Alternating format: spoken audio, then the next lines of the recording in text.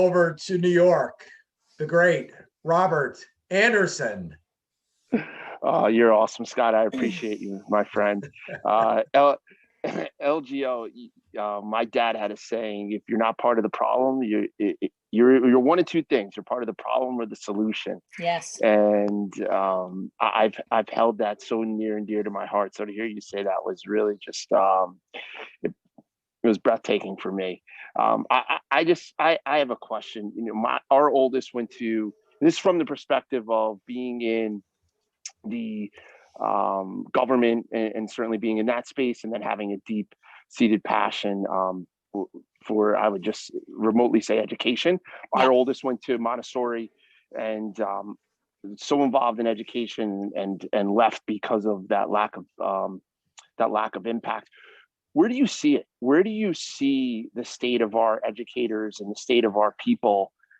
Is there hope? We speak desperately to educators themselves, and in helping identify their purpose.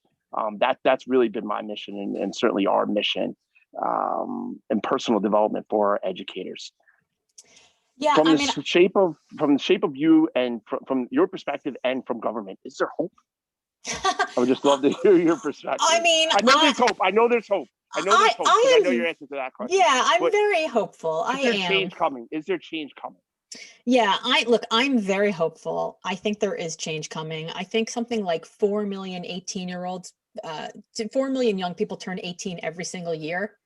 That's a voting block, right? I mean, I don't want to get super political here, but we've just had 2 horrific shooting incidences, and there are less than 4 million members in the NRA. We have 4 million young people turning 18 every year. Like, again, that's just math, right? Like, young people overwhelmingly are anti-guns. They're pro-common sense gun control. That's just a time-limited problem that we see. So I do think that young people who are growing up, look, I said something, I mentioned earlier, my 18-year-old who's applying to the Air Force Academy, who wants to be an astronaut, who wants to serve in the military, wants to serve his country.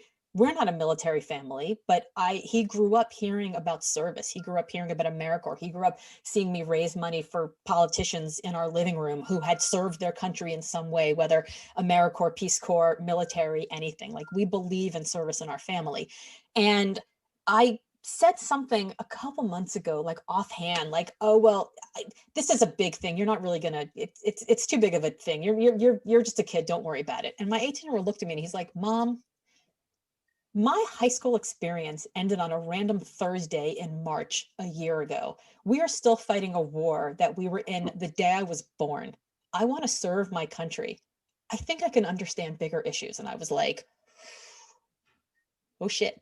So do I have hope? Yeah, because I was a dumbass when I was 18, but kids today aren't. They have such a view of the world, and they are demanding that things change. They're active, they're voting, they're involved, they're rioting in the streets. So yeah, I do have hope, because I think that it might not be today, it might not be tomorrow, but I think that the world is getting more female, it's getting blacker, it's getting browner, it's getting gayer. I mean, we are getting more active, and I think that diversity in every form just brings more interesting opinion and more interesting conversation.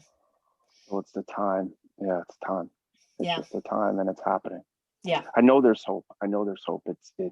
It's how far away we are from change.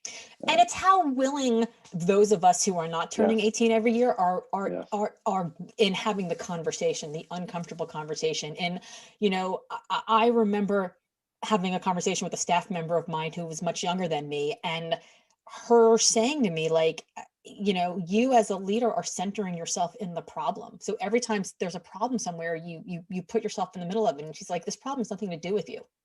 She's like, we don't want you in the center of it. And that's what I wrote. That's actually what I did my TEDx about. My TEDx is literally called Stop Asking, How Can I Help?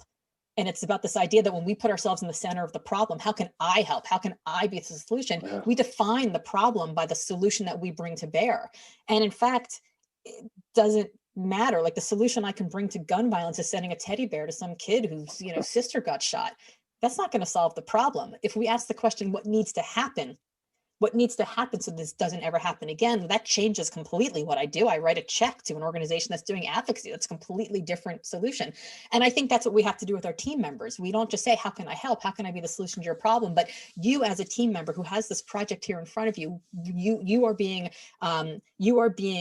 judged, you're being promoted, you're being praised, you're being given a raise based on a certain metric of success. How can I help you? But how do you define success? What needs to happen for that you're successful? And then you figure out how you can help within that. Yeah. That might have been more than you were looking for. No, I need it. I need it because I'm There- living it and I'm in it. So I need it. Thank you. I've gotten a